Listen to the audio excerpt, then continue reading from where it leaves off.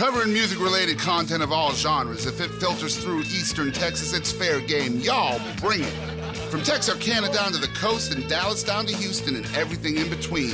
We are ETX ROCKS! Hit the brakes! Ladies and gentlemen, welcome to a brand new episode of the ETX ROCKS Show with Boston Chris. Guys, we're super stoked with our guest this week.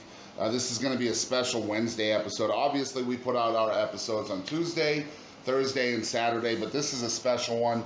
We're going to be talking about an event coming up on November 19th, a lot that you guys will probably want to take part in. It's a great local event for a local charity that needs help in funding their awesome programs. But before we get to that, we want to talk about a guy by the name of Phat Matt with KYKX. How do you pronounce your last name, Matt? Ganssle. So it's Ganssle, Matt Ganssle. Let me tell you a little bit about this guy, man. He's done radio all over the country. I'm trying to find it here. He's a member of the CMA Association and the ACM. He's played radio across America, including Dallas, Fort Worth, Seattle, Portland, San Francisco, and he's worked in various syndication projects, including national radio with CMT. Yeah. So, I mean, you've pretty much done it all when it comes to radio in this country. Yeah. You've been nominated for, or helped get nominated for several awards. Won them, yeah. We won CMAs. Won some as well. Yeah. So, I mean, that's unbelievable, man. So, how did you...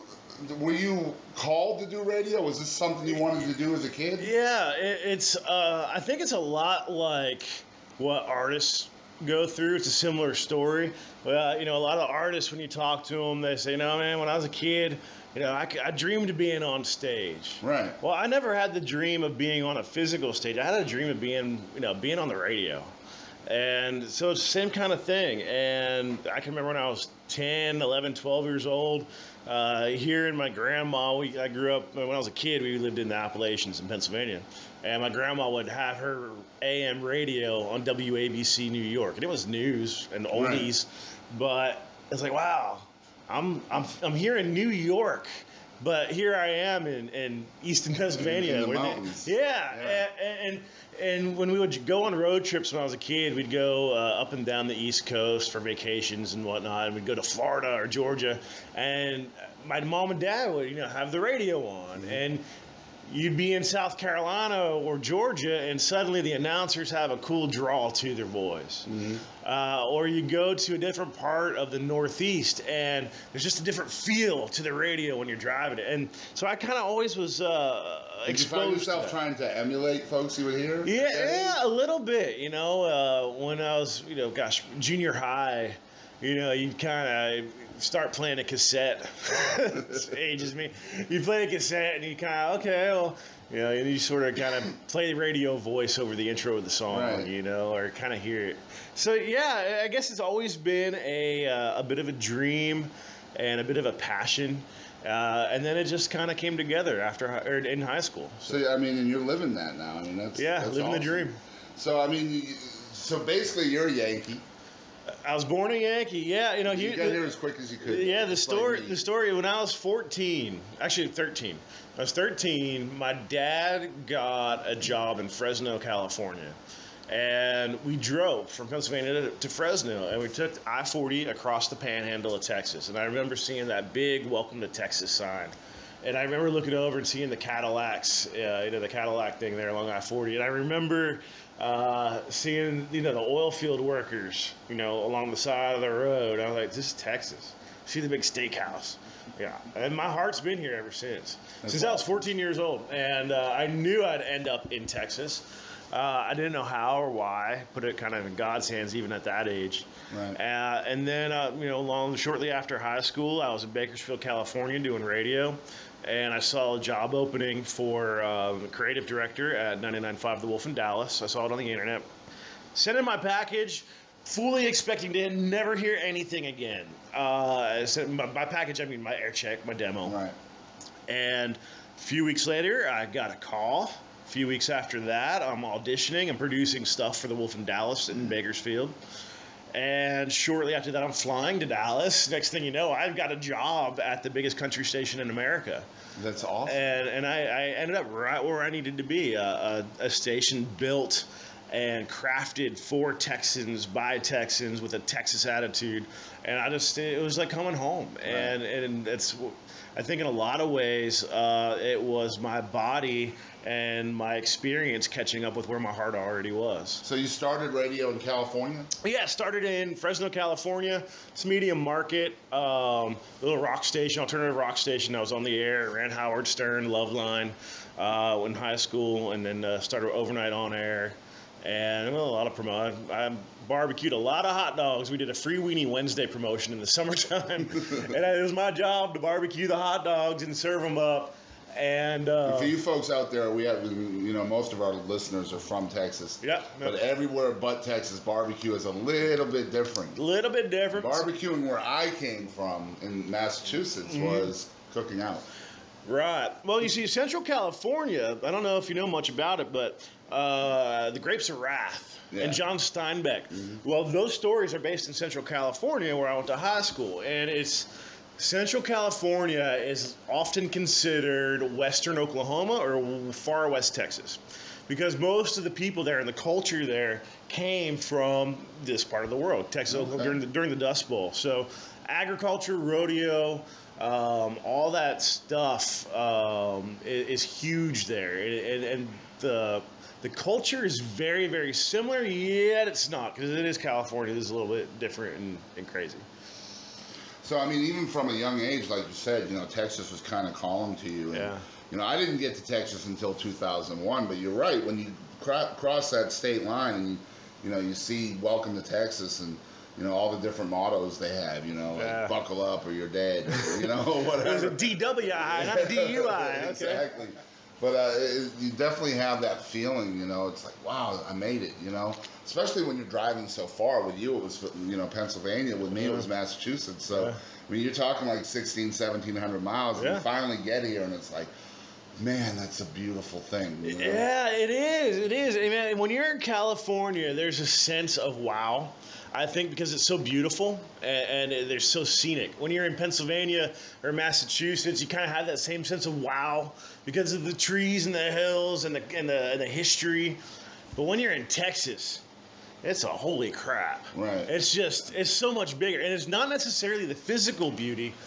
It's just the culture here is something special, including local music. Yeah, and personalities. Personalities are much bigger in Texas. So awesome. The first time in my life, I was probably, I can't remember how old I was when I got here. I don't feel like doing math right now, but, to be waved at. Yeah. Just driving down the road or whatever, and somebody's waving at you. And, up north, that meant there was something wrong with your car and you need to pull over and check it out, Right. Down here, it's just somebody saying hi. Saying hi. You know what I mean? Yeah. So it's like, common courtesy. Yeah, it's like, wow, this is so different.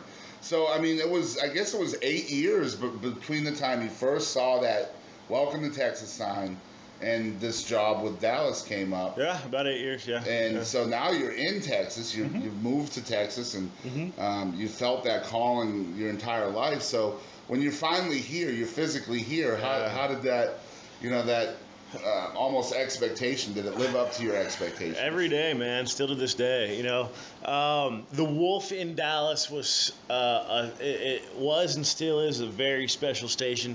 I call it one of my babies still to this day, even though I have no financial or ownership interest in it anymore. But it was, and it is. It is the station of record for Dallas-Fort Worth. And when you're in radio or advertising and you think Texas, how do I get my message out in Texas? The Wolf is always the first media property to come to mind. Right. And it was a special place. I worked with Cody Allen, who's now at CMT, very closely with him. Dingo, who's still Cody's producer, worked with a guy named Bobby Mitchell, Kent Letourneau, who's kind of a legendary name in radio. Paul Williams, who's knee deep in Nashville, still to this day. He was our program director. Some of the best talent, some of the best minds in media. I worked with them right there, and so I was able to pick up a lot from that. So at some point, I know you moved specifically the Van Zandt County was the first place you moved here. Yep. But a little bit further down the road, you moved over to Kaufman County in the town of Kemp. And for our listeners out there, you probably heard the town of Kemp's name mentioned. Katie Lynn. That's right, in a couple of our episodes with Katie Lynn. Kemp is very rich in music over there. Not just Katie Lynn. There's all kinds of other great artists in that area. T.J. Broskoff from Gun Barrel. Absolutely. Trinity Wenstrom is from that area. She's great as well. So, man, something, when I first met you, you said, yeah, I used to be the mayor of Kemp. Yeah. And I was like, well, let me start. That can't be a thing. That's going to be some kind of like jive slang or something. I was elected. Katie Lynn's mom was my mail carrier. Yeah. Yeah. So, it's a cool town, and I got to move to Kemp. I moved to Kemp because I loved the house. It had nothing to do with the community at first. Right. I loved the house and the location and the quiet. And then, right after I bought the house, I was like, I should probably check out the community too. And I went and saw this whole dilapidated downtown, and truth be told, Kemp was a mess when I first moved there. And my neighbors, and I was producing at this point. I had just finished producing for the Wolf in Dallas. Was starting to produce remotely for the new country station in San Francisco at the time, and a station in Seattle. And so I've got my radio thing kind of going from my house. I needed to get out of the house just so I could have human interaction. So I got involved in volunteering with the community. Neighbors convinced me to run for city council. I ran for the city council and won. And then I ran for mayor a year later and won by a huge landslide. And the town the town needed some love. Yeah. And I was lucky enough to be able to serve the citizens of Kemp, and we did a good job. We cleaned up a lot of not so nice things in that town, right. and set the infrastructure in place for a vibrant community. And a lot of that infrastructure, while it's been obviously tweaked over time and changed and evolved, a lot of that infrastructure, comprehensive planning, for example, I was able to put into place. And so, during this whole time, you're still working radio as well. Yep, still worked radio that whole time. Won a few CMAs and ACM Awards during that period, and we did some good stuff. So, I was reading about you, and one thing that I'm extremely proud to know you because of is you have the distinction of being the first openly gay mayor in the state of Texas. Yeah, Anise, I beat you by 6 months. Anise is a sweetheart, by the way. And she's the mayor of Houston, right? She was mayor of Houston. So, how does that distinction make you feel? It's an honor. It doesn't. I tell people this. It doesn't. My lifestyle, my orientation is part of who I am. Right. I've never chose it. It just is what it is. And at the same time, it's a part of who I am. But it doesn't define me first. Right. No. First, I believe in God first, always, and my trust is in Him. Beyond that, I'm a brother, I'm a son, and I happen to be in the LGBT community as well. And that's it's just part of who I am. I'm proud of it. I'm not ashamed of it. Mm-hmm. Well, I just wanted to, let folks out there know, a side of you they may not know, and I know you're extremely proud of that side of you as well. Yeah, and it was a special moment too. The lady that's now the city manager in Kemp, Regina, she was the judge at the time, and when I was campaigning or whatever, there were some whispers around town, but that town has been so open-minded for decades. They have a pretty flourishing LGBT community. Cedar Creek Lake area especially is very flourishing LGBT community. Open-minded town. And the judge, she looked at me after that election, and she's the one, now city manager, she goes, man, this is historic. I'm like, really? Anytime you have a new mayor, it's historic for the town. But then it kind of like, I guess it is kind of a big deal for a little East Texas town to. And not only that, but for the whole state of Texas. Yeah, this is a red state. Let's be honest. It's a red state, but people don't. That's not an issue that true Texans make a deal out. Absolutely. That's an issue that people who are lost in their own hearts will make an issue about. And for those people, you just, hey, yeah, you be you, dude. All more power to you. Exactly.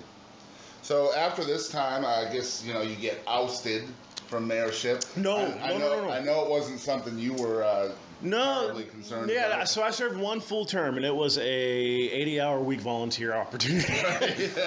And so I was really tired. Voluntarily ousted. Yeah, I didn't get paid. That town still probably owes me a couple grand, but I read it off. I'm a big guy. We could go collect right now. Yeah, no. So I filed for re-election. And then one of my neighbors says, well, I'm having a calling to be mayor of this town. And I said, well, let me share with you everything I know. And I did. And I didn't. It's not that I gave up. It's that there's somebody else who wanted the gig. And, hey, if you've got passion for it, right. I needed to go make some more money and follow my... And you voted for this guy. Absolutely. Yeah, you want to be a mayor of a small East Texas town? Here you go. You got my vote. Make sure the old lady has a change of update in her phone number so that at 3 a.m. she can call you instead of me because of a barking dog that you have no control over. I can't remember his name now, but yeah, he ran. I voted for him. Absolutely. You want that gig? God bless you. So after this time, you temporarily moved up to Oregon. Yeah, so sure. How did that happen? Yeah, a few months after that, I moved up to Oregon. I'd already been working for a company called Alpha Media, which now owns KYKX. I was a producer for them.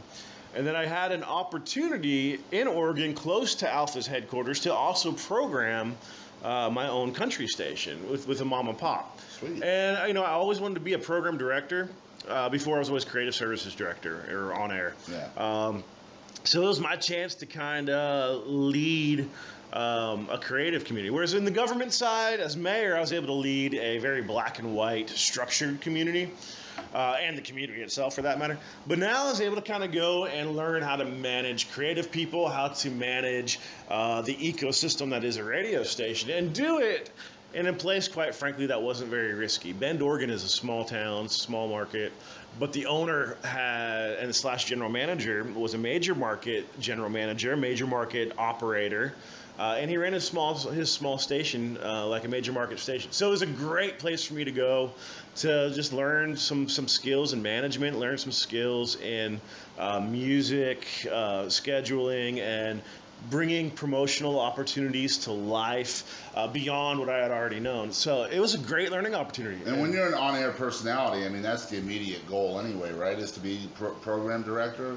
No, it depends, man. It's just like an artist. The sidewalk and the path you take in your career in radio really can go so many different ways. A lot of on-air talent, their goal is to be on air. A lot of on-air talent want to be a PD. Some don't. Some want to do promotions. Some want to do sales or general management.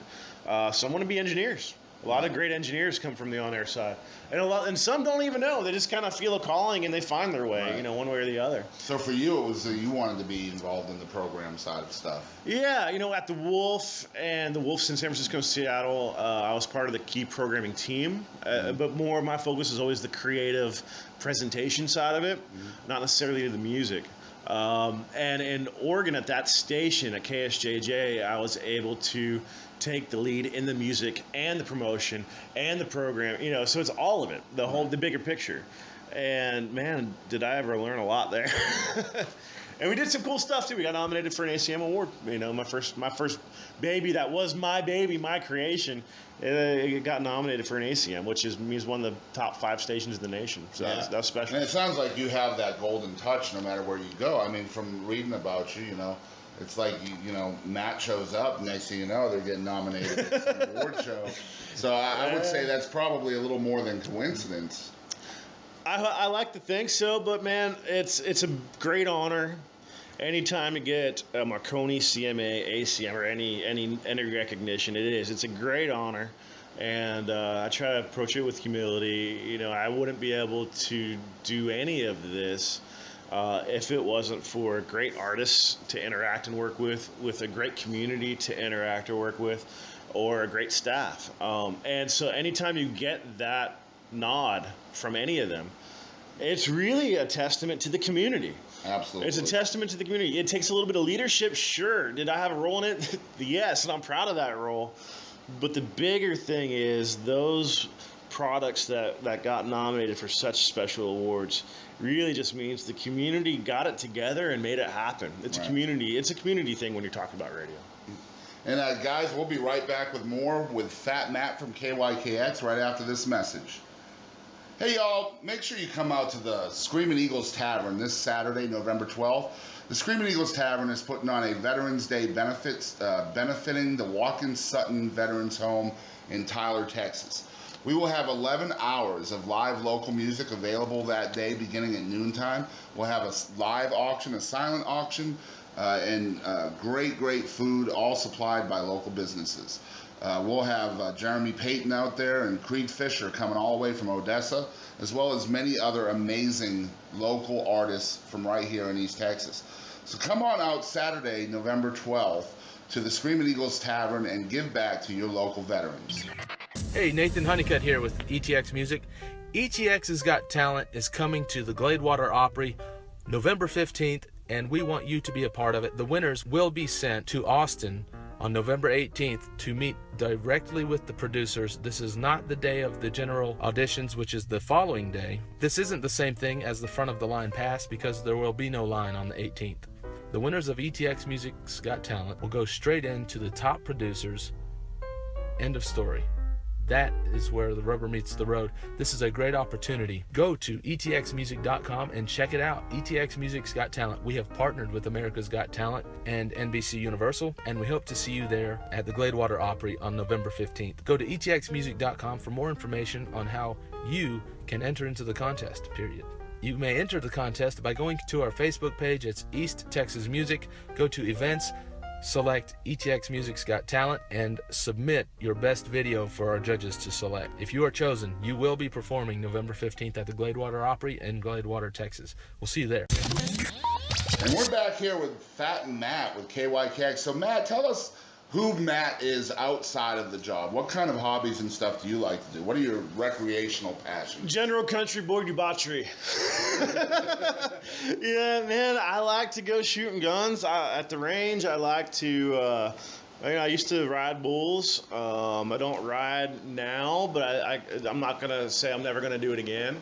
I don't really have time to stay in shape. No, it just depends on if somebody dares you, right? No, you don't even need it there. Just throw me in a truck, grab my gear, we'll go ride. I'm good. I like to ride horses. I got horses up in Oklahoma at my aunt's place. I've aunt-in-law her place. Yeah, I like my truck. I drive a lifted Ram, so I heard you don't drive it well though. No. No. Yeah, sorry if preemptive sorry if I run you off the road. The tires are taller than me, I think, and I'm 6'4". Yeah, it's the 40-inch Nittos on a Ram 2500 with an 11-inch lift. So she's a big girl. She likes. The bio says Matt is a terrible driver, but the truck sure is purty. Yeah, she's purty. She's purty. Yeah. So I like, outside of the radio, I like country boy stuff. I like all that. My dogs are special. My family. I love going to the dog park with my dogs. And I like a lot of music. A lot of times when you do what I do, going to a concert puts you into a work mind, even if you're going for fun. So I take those opportunities with a little bit of extra care. If I go just to check out a show, I try to turn off the constant critic or the constant, what can I learn from this? Right. So I try not to get to too many concerts unless I really just. Well, you're missing out on the rodeo for this interview. I think that's pretty cool. Well, yeah. Well, actually, there's a bigger rodeo next weekend. The ERA World Championships in Dallas is next weekend. Right. I actually have some friends competing in it this year, which is kind of cool. And it's going to kind of like the best of the best with the ERA. So it's an awesome rodeo. So I know you've worked several different formats in radio. Is country music your favorite? Oh yeah, by far. So I started radio at an alternative rock station. And we also had a classic rock station in the group in Fresno. And Shortly after I started working there, they signed on a little country station. It was on one of the ABC networks. It's called Real Country. Right. They were playing Cash and Waylon and all that stuff, and it was just off the satellite. But I loved listening to that station. And I loved hearing the callers that would call in on the little voicemail machine. Well, this is Real Country. I like what I'm hearing. Because all the other country stations were modern country playing that crazy stuff known by like Garth. And this Garth, I'll never forget. Well, you know, all those other stations are playing this Garth Brooks stuff. Well, that ain't real country. I'm listening to my Tanya Tucker, my Merle Haggard. This is real country. You know, and it's funny how. And now Garth Brooks is the. Oh yeah. Try telling me Garth Brooks ain't real country. Come on. Yeah, but it's funny how so that was where I started, and it's funny how that conversation continues, and it will never end. Nothing is ever what it was, but it always will be what it is. So rock it was my first format, but I loved country then. Continued with rock in Las Vegas, and then got day to day involved with the country station with what's now iHeart in Santa Maria, California, Sunny Country 102.5, and at that station. It was my first hands-on opportunity to interact with the rodeo community, the country, the core country community of agriculture and livestock in the fair and the community. And it was cool. It was really cool. They had the Strawberry Festival every year in Santa Maria, California. And Billy Ray Cyrus, I remember, was the talent one year. Oh Lord, I'm sorry.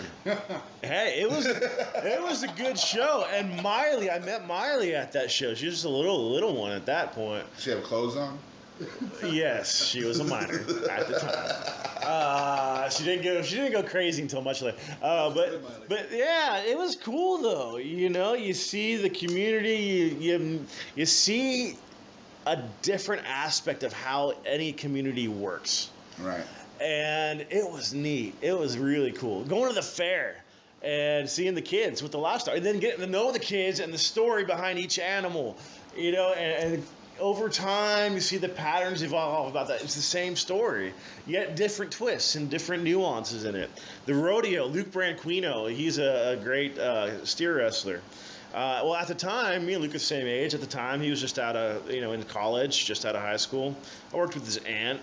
Got to kind of get to know Luke and his brother Casey a little bit. Now he's a world champion steer wrestler. Mm-hmm. So you meet people along the way. And the same thing with music. You meet them at the front end of their career.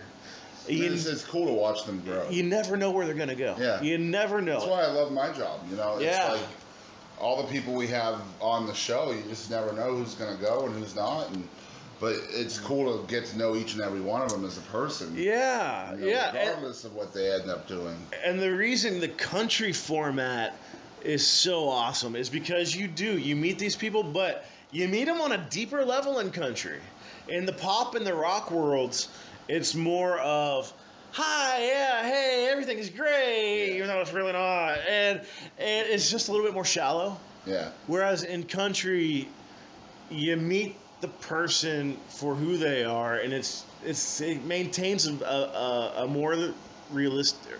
That's the word I'm looking for. A more legitimate realness. Yes. There's a realness. It seems like in country music too, and I've been a part of this as well. No matter how big of a star you meet, a lot of times they're just like you. They're just pretty much really, really cool, down to earth, and will talk to you like you're anybody. Yeah. It's awesome. I know you had that kind of experience with Garth Brooks we were talking about the other day. Yeah. Just unbelievable story. What a great example of how to do your music career right. Yeah. Garth, here's the deal. Garth Brooks is won Entertainer of the Year more times than I got fingers. He's sold more records than any of us combined could ever dream of. But he does it with such a grace to him. We were in Shreveport, at the show in Shreveport, the Garth Brooks World Tour. Garth doesn't need to talk to me or anybody. Right. But me and a coworker got invited back along with two radio folks from Louisiana. 15 minutes, just the four of us, chatting with Garth and Trisha about deviled eggs and his history in Longview in East Texas. And I've seen him do this same thing over and over and over again, not just for radio people, but with the fans that have touched him and the people who have kind of, given him a piece of themselves. He takes the time He takes the time to treat you not as a partner, not as a radio guy or not as a fan, but as a partner. Exactly. No matter what your role. And that's so cool. Aaron Watson is probably the best example of that with a more current artist. Yeah. Not that Garth will ever not be current, but Aaron, you know, you go to an Aaron Watson show, after the show, he's standing out there, he doesn't care till it's 3:30 in the morning, shaking every hand. And that happened in Longview recently. It did at the balloon race. It'll happen again at Coaches and Cowboys New Year's Eve. Yeah. He treats people with respect, and I try to do that too. I try to take that example, and I fall short. I know I do, but when I go out to an event, I try to make sure I got time for anyone in that one. And that brings me to a quote that you have on your bio. It says, "Phat Matt puts listeners first when it comes to what comes out of your radio speakers." And this is what you said. Mm-hmm. "My favorite thing to do is to connect with listeners on and off the air. I like to have fun, and there's no other place to live life to the fullest than here in East Texas." Yeah. So is that kind of the mantra you're talking about here? Yeah, and it's I like meeting people. I like digging out those nuggets of their life that they might not otherwise be able to share with just some media guy. But more importantly, when you do what we do in radio, let me ask you, what do you think our primary purpose in life is as a radio station? Probably to serve the community. That's exactly what it is. We have a license to serve the community, and our license to broadcast is based and hinged upon our impact we have to the local community. So what does that entail? Well, every station is a little different. For me, it is playing the music that the listeners want to hear, and also exposing the listeners to music that, in my opinion, or the opinion of others, is something that they will want to hear, trying to know what you expect. It's the community outreach. It's the nonprofit, the Gobble Wobble type things where we raise money for those less fortunate. And it's giving the listener an experience, giving the listener something special. Right. Be it with the music or the nonprofit, or giving them a chance to talk about their family on the radio for a couple seconds. It's fun. It's fun. I approach what I do with a service-minded attitude because that's what stands the test of time. Right. When I was a kid, I dreamed of being behind that microphone. I got there. Well, then what? If you're an artist and you're dreaming of being on the stage and you get on that stage, well, then what? Well, then the dynamic shifts. It's no longer about me and my goal. It's about helping other people reach their goal. Right. And you've already got yours. I got my goal. I got what I want. Right. So now it's lifting up the community as best I can in many different ways. And that brings me to something that, you personally and the station collectively did for local music this past, I guess it was September. Mm-hmm. Might have been August, but you and I connected and decided to do a feature on the East Texas Music Awards. I'm still in awe of that. Thank you so much for that. Well, thank you for bringing the music. You provided an outlet for several artists from here local in East Texas to be heard on the radio for the first time. Cool. You did that. Cool. So on behalf of them, I wanted to thank you for that. Thanks. And I hope we get to do that more often because, as you know, there's a lot of talent in East Texas. Oh, yeah. And a lot of them are just yearning to be heard and have the talent to be heard. And for whatever reason are just being held back or held down or whatever. So I wanted to thank you for that. And it was a really cool show. Well, yeah, it was. And thank you. And we had a few technical snafus and hiccups, which makes it all that much more entertaining to listen to on the air. But that's a prime example, man. The ecosystem in the music business is chaotic everywhere. You look at a national scale and it's like, holy crap. But even on a local scale, every town's different. Every market is different, and the ecosystem is unique here. And the cool thing about this ecosystem is folks like you. You've got ETX ROCKS and the awards. There's a little lily pad of awesomeness with local music in this ecosystem. And for the station to be able to give and lend its audience's ears there for a few hours and give you all that opportunity. It's fun, right? And it's the community. It takes the community working together to make any kind of thing like that happen. And so thank you for that. Yeah, no problem. And that brings me to the reason why you're on the show. We're going to be talking about the Gobble Wobble. You just mentioned it. Yes. This is a huge thing that KYKX helps with each and every year. It happens the Saturday before Thanksgiving. We just went live on our page about it. But for the folks that may have missed that video and are listening to the audio-only version of this, tell folks what they can expect out there. Gobble Wobble is an awesome run-walk charity fundraiser for Newgate Mission. So Newgate Mission is the primary, or not the primary, it is a critical facility for East Texas. For those less fortunate, they do everything from offering folks a place to brush their teeth, wash their hair, get a shower, to feeding once a day. They feed upwards of 200 people a day. They have washers and dryers and hygiene kits and provide transportation to job interviews or to other services, etc. They do a lot.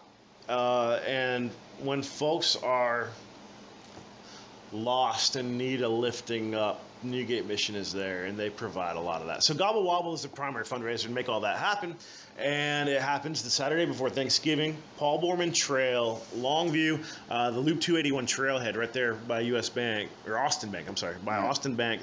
That's where the start finish is at. You can park at Austin Bank, just hobble on, wobble on across the road. The Longview PD's there with traffic control and all that, and be a part of lifting up others in mind, body, and spirit. And you're going to have music along the trail from 3 up-and-coming Texas country artists. Right. So last year was my first Gobble Wobble, and I see all these people there having a good time and making money for Newgate, and I was like, okay, well, how is KYKX 105.7 going to take this event and plus it? It's an old Disney term, got to plus it. And I was like, well, I don't want to bring out a stage. That number one is just too much. It will distract from the purpose of the event. So, but I want music here. It's East Texas. You gotta have music if you're in East Texas. So we decided, talked with Jerry at Newgate Mission, and he liked the idea. We're gonna bring out 3 new faces of Texas music. 3 folks who you might not have heard before that are kind of getting their start on the promotion side of things in their career. And we're going to put them out there, do sidewalk performances to entertain the folks as they run, walk, or wobble along the Gobble Wobble Trail. So we've got Bradley Banning, Cody Joe Hodges, and Jesse Robb Jr. They're going to be just doing little sidewalk performances, playing some tunes for folks as they go along their Gobble Wobble. And if you like them, they'll have merch tables and all that. And if nothing else, just soak in some new music. And just to give you guys some background on these 3 artists, Jesse Robb Jr., his current single is called She Can Forgive. It's currently a Texas top 10 hit. He's had 2 previous top 50 charting singles to Texas radio. And he's also an accomplished writer with Cody Johnson. Bradley Banning recently released a single called Don't Mess with Texas. And in 2014, ASCAP named him one of their GPS top 12 unsigned songwriters. And then, of course, Cody Joe Hodges, whose current single is called Hellbent on Loving You. This guy won the CMA for Texas 2016 Rising Star of the Year. Right. So you guys need to come check out this music just as a small part of a much larger event. Bring your checkbook, bring your wallet, bring your heart. Help feed people in mind, body, and spirit. That's right. What it's all about. That's right. This is the Gobble Wobble that's on November 19th, which is the Saturday before Thanksgiving. Let's make sure that those less fortunate than us can have a good holiday this year. And KYKX has been partnering with Newgate for a long time with this event, helping to get the word out on it. And you guys can get more information about Newgate Mission at Newgate Mission on Facebook. I was checking it out today. They have all the event info and anything else you might need to know. Or you can go to KYKX1057.com for all of that and much, much more of what the station and Matt are involved with. So, Matt, man, we appreciate you coming on. Is there anything else you'd like to say? Yeah, man. I know a lot of artists listen to your podcast. Yes, sir. And, you know, when you get to a place in your career as an artist, and I tell all the guys this, and you're like, okay, well, I want to get airplay. Okay. Look at it a little different. Don't make the airplay your goal. Make getting your music heard and giving back your goal when it comes to airplay. Because I get hundreds of CDs a week, hundreds of songs a week for consideration for airplay. Half of them I just don't have the time to listen to. Right. But the artists that are involved in our community, especially with local music, the artists that are at the charity events, the artists that are helping others, it pays back in multiples like you would not believe. Just ask Cody Wayne or Darren Morris. And it's not that we have some statistician looking at and giving you points for every charity appearance. Right. It's that you meet and connect with people and you become part of the ecosystem. So give back to your community and ask not what your radio station can spin for you, but what you can contribute to the radio station. You know, that's the way to look at it. And you'll get much further along. Just ask Cody Wayne or Darren. I completely agree with that. And, you know, giving back to the community should be heartfelt, and it shouldn't be something that you're trying to do to further along your career. It should be something you do because it's the right thing to do. Yeah, make your fans your priority. There was an incident with an artist. I'm not going to say who it was, but there was an incident where that artist's team fell a little short at an event. Well, the artist, it wasn't no fault of the artist. His heart was in the right spot. He just didn't know what he didn't know. Well, the artist and I had to come to Jesus, and he's making it right. Not for me or the radio station, but for the listeners that were impacted. Right. And that's what we look for. We look for folks that are going to put the listeners first. You know, if we're going to lend you our airtime, well, understand that airtime affects real people along their real daily lives. Right. You know, so yeah, we're going to guard that a little bit. And if your heart's in the right spot and you're out there because you have passion for what you do, but more importantly, because you want to have a positive impact on others, you're going to sift to the top of that consideration pile for airplay a lot quicker. And I mean, I have a recent example too. I was asked recently to help organize a music lineup for the veterans benefit at the Screaming Eagle on November 12th. They don't have any connections to the music community, so they asked me to put together the lineup for live music that day, and I was like, sure, I'd be honored to do that. I mean, my dad was a veteran. I'm a veteran. Well, thank you for your service. Veterans. Thank you for your service. You're welcome. You're welcome. So, you know, I just put a message out on Facebook. You know, I didn't reach out personally to anybody. I wanted anybody to have the opportunity to step up and play. And I legitimately took the first 7 people that messaged me. I didn't care what genre they were. I didn't care how well known they were. You know, it was just like, look, here's the opportunity. Message me. The first 7 play. Okay. Awesome. So the third message I got was from a guy named Creed Fisher. I don't know if you know who this is. No, I don't. But he is from Odessa, Texas. He's got 35,000 likes on Facebook. Nice. He's playing this benefit. Cool. He's driving all that way to play a 45-minute set. Cool. At probably the smallest bar in Longview. Right. But you know what? Look at what he's going to get out of it. You know, he put his heart out there. Volunteering and donating this time, well, he's going to get new fans. Right. He's going to get a little bit of a buzz. He's going to get a little bit of publicity. Right. But he's doing it for the right reason. Absolutely. So that is the thing. If you're an artist, you got to jump on opportunity. Absolutely. Don't let opportunities slip you by. If you see an invite and you have an open day and you can fill that void, go after it. If it's right, it'll work out. If not, it won't. But have the goal of getting your music heard. Don't get sucked into a numbers game. Right. And I'm going to throw shout-outs to everybody else who's playing that day, too, before we end. Heather Harper, who's a pop artist from Tyler. April Taz Davidson, along with Andrew Greer, will be playing. Reed Barton. Vance Adams. B.J. Copley from Hallsville or Beckville. Pony from Pony and the Cool Beans. Some of you guys out there might know him. Bo Daniels. Creed Fisher, and then Jeremy Payton, who a lot of folks in Longview know who he is. And then, of course, Red House Revival will play their normal Saturday night set from 8 to 12 that night. Cool. If you guys have not heard of Red House Revival yet, y'all are missing out. You got to check them out. They're just unbelievable. They play every genre you could think of.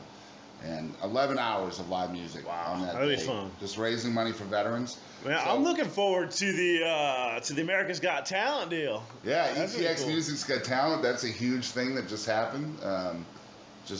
We're blown away by it, but we're excited about our role in trying to further that spotlight on East Texas. Because, I mean, Katie Lynn made it happen for us. She did. And Chris, again, thanks to you and to your team and all the folks at ETX ROCKS and ETX Music. Not every region has an outlet like y'all. And what y'all do is so awesome. It's so cool. And I'm thankful. I'm thankful that y'all are taking your opportunity and making it happen for a lot of other people. We appreciate the kind words. Thank you, brother. You guys, thanks again for listening to another great episode of the ETX ROCKS Show with Boston Chris. Remember to keep on supporting local music and local radio. Live and local radio. Live and local. And ETX rocks. Yes, it does. All right. Hello, my name is Timothy Thomas, owner of East Texas Foundation Repair, located right here in Longview, Texas. If you think you're having foundation problems with your concrete slab or pier and beam home, if you're seeing cracked brick, slanted floors, cracks in your sheetrock, doors not latching or sticking or not closing properly, you may have a problem. Please contact us at 903-918-3409. You can also look us up online at easttexasfoundationrepair.com. We also offer drainage and waterproofing also. Again, Timothy Thomas, easttexasfoundationrepair.com. Thank you, East Texas, for your ongoing business. This is Katie Kennedy, the owner of the Liberty Bell located in historic downtown Nacogdoches. We would like to invite you to come on down for our live music, our extensive menu, including our brunch menu available on the weekends, and excellent service. We're open every day of the week except for Monday. We've got live music every day and drink specials. So we'd love to see you in Nacogdoches. Come on down, tell them Katie sent you. We are ETX ROCKS!